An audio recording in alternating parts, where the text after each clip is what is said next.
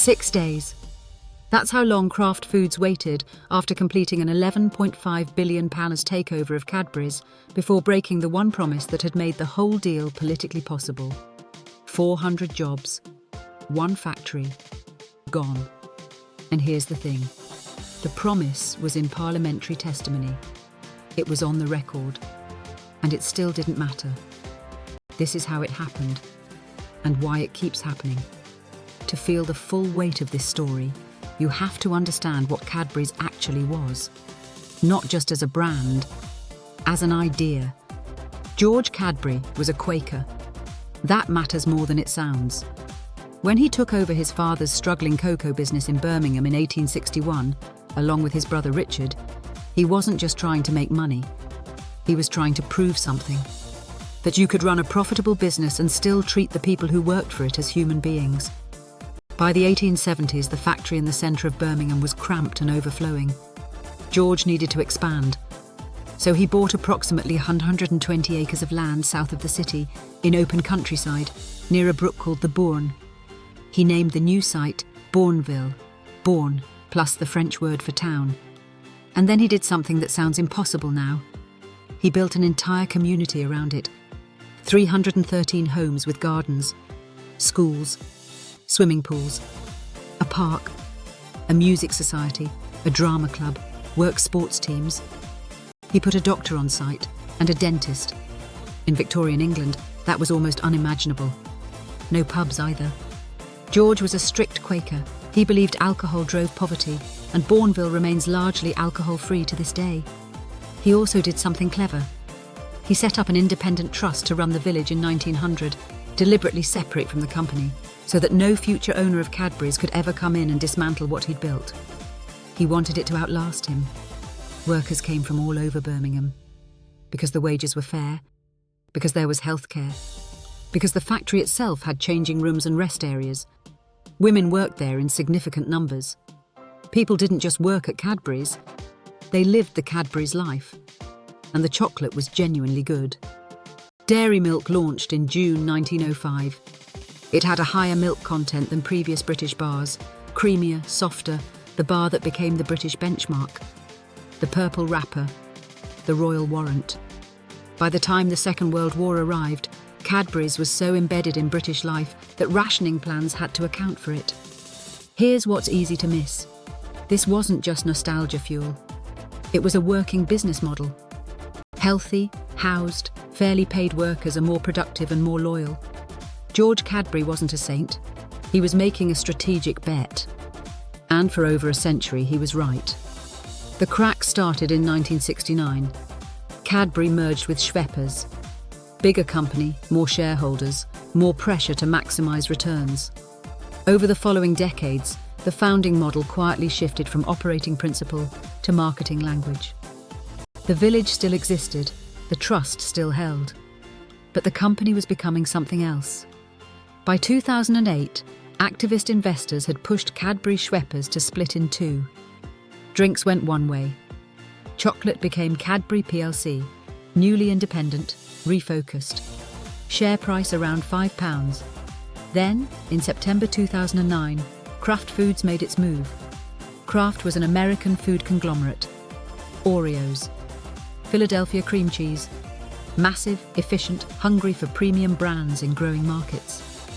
Cadbury was exactly what they wanted, a global brand with serious reach in emerging markets like India, and a quality Halo Kraft's existing portfolio couldn't manufacture. Opening offer, 745 pence per share. Cadbury's board called it derisory. The chairman, Roger Carr, said the company was not for sale at any price that failed to reflect its true value. Workers rallied. Politicians weighed in. Even Warren Buffett, a major Kraft shareholder, publicly opposed the deal, worried Kraft was overpaying and would destroy value.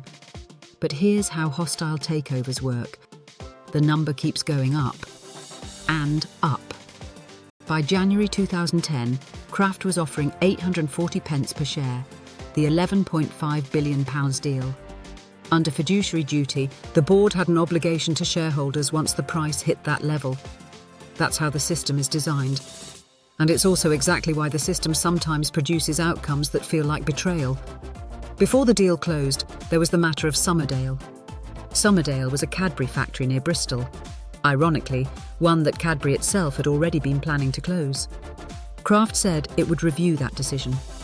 In parliamentary evidence and public statements, Kraft gave assurances that were widely understood to mean the factory would stay open. The deal completed on the 2nd of February 2010. 6 days later, Kraft announced Somerdale would close after all. 400 jobs. Their explanation: they'd reviewed the situation after completion and concluded the closure was unavoidable. Production lines had already been relocated to Poland before the acquisition was even finalised. There was no practical way to reverse it. Here's the kicker. The takeover panel, the body that regulates UK mergers, investigated and found that Kraft had breached the rules on misleading market statements. That's not an allegation. That's the ruling. MPs were furious. The business secretary said he felt misled. Irene Rosenfeld, Kraft's CEO, was summoned before the Business Select Committee. She repeatedly declined to appear in person. The committee publicly criticised what it called her repeated refusal to face MPs, calling her attitude regrettably dismissive. When she eventually gave evidence in a later session, she maintained Kraft had always said it would review, not guarantee. The committee concluded the assurances had led people to believe the factory would stay open. The takeover panel agreed. The furore faded. These things always do. Kraft rebranded as Mondelez International in 2012, a portmanteau of Latin and French loosely meaning world of sweets, which tells you something about the distance between that company and Bourneville. Cadbury chocolate is still made, some in the UK, some overseas. The Bourneville factory still operates. The village trust still holds. But here's the pattern you need to see. Because the Cadbury story is not unique.